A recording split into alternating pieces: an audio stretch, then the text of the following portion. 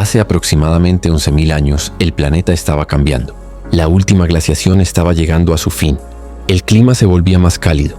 Los grandes mamíferos del Pleistoceno comenzaban a desaparecer.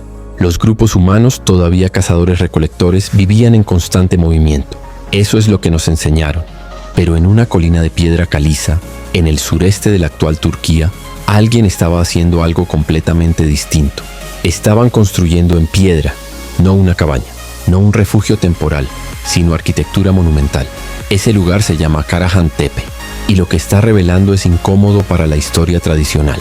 Karahan Tepe forma parte del proyecto Taş Tepeler, un conjunto de sitios neolíticos que están transformando por completo la cronología del origen de la civilización. Durante décadas creímos que la religión organizada surgió después de que el ser humano se volviera agricultor. Primero asegurar comida, después pensar en dioses. Pero en Karahan Tepe encontramos templos antes de los campos cultivados consolidados, monumentos antes que aldeas permanentes, ritual antes que economía estable. Y eso lo cambia todo. El sitio contiene más de 250 estructuras detectadas hasta ahora, muchas aún enterradas. Las excavaciones apenas han revelado una parte del conjunto. Lo más visible son los pilares en forma de T, bloques tallados directamente en la roca madre. Algunos superan varios metros de altura. No fueron simplemente colocados, fueron planificados, extraídos con herramientas líticas, transportados erigidos con precisión. Eso implica organización social compleja. Pero aquí viene algo que muchos no saben. En uno de los recintos principales se encontró una escultura humana tallada directamente en el suelo rocoso. No sobre la roca, desde la roca. Una figura masculina emergiendo verticalmente del lecho calizo. El cuerpo está parcialmente en relieve. Los brazos se extienden hacia adelante. La expresión es definida, no es arte rudimentario. Es representación simbólica avanzada, y alrededor de esa figura hay bancos tallados en la piedra formando un círculo. No es difícil imaginar personas sentadas alrededor de esa figura central. Eso no es una vivienda, eso es un espacio diseñado para reunión ritual. Otro dato poco mencionado es que en algunos sectores se han hallado más de 20 pilares pequeños alineados en un mismo recinto, como si formaran parte de una instalación ceremonial compleja. No es un diseño improvisado, es arquitectura con intención. Pero el aspecto más disruptivo no es lo que se ve, es lo que implica. Para movilizar decenas o incluso cientos de personas en un proyecto de construcción monumental, se necesita algo más que supervivencia diaria. Se necesita propósito compartido, se necesita cohesión, se necesita liderazgo. Eso sugiere jerarquías o al menos roles especializados. Y aquí aparece una pregunta incómoda. ¿De dónde surge esa complejidad social en una sociedad que supuestamente aún no había desarrollado agricultura plenamente? Algunos investigadores plantean una hipótesis que rompe el esquema clásico. Quizá la necesidad de reunirse en estos centros rituales fue lo que impulsó la domesticación de plantas. Si grandes grupos humanos debían congregarse periódicamente, necesitaban asegurar alimento estable.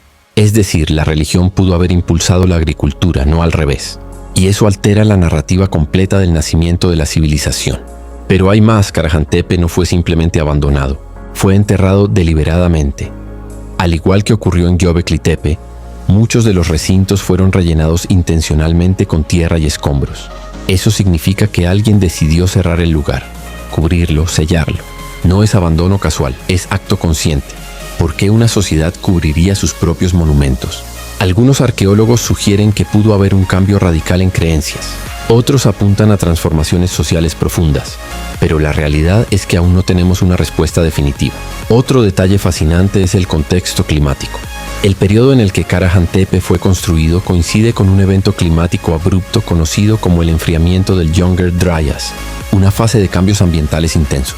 Algunas teorías sostienen que estos cambios pudieron generar tensiones sociales y transformaciones culturales profundas. Si el entorno se volvía impredecible, los rituales colectivos podrían haber adquirido mayor importancia, no como superstición sino como mecanismo de cohesión social. Además, estudios recientes en la región han encontrado evidencias tempranas de domesticación de trigo silvestre en áreas cercanas. Es posible que el sureste de Anatolia haya sido uno de los puntos de origen de la agricultura. Eso coloca a Karahan Tepe en el centro de una revolución humana, no como consecuencia, sino como catalizador. Y aquí hay otro elemento que pocos mencionan: la iconografía animal. Serpientes, zorros, aves. Muchos de estos animales son depredadores o criaturas simbólicamente cargadas. No aparecen animales domésticos, no aparecen escenas agrícolas. El mundo representado en los pilares es salvaje, poderoso, cargado de tensión. Eso sugiere que la cosmovisión de estos grupos aún estaba profundamente conectada con la naturaleza salvaje, incluso mientras comenzaban a transformarla. Karahan Tepe no es simplemente un sitio antiguo, es un punto de inflexión, un momento en el que la humanidad estaba dejando atrás el mundo paleolítico y entrando en algo nuevo.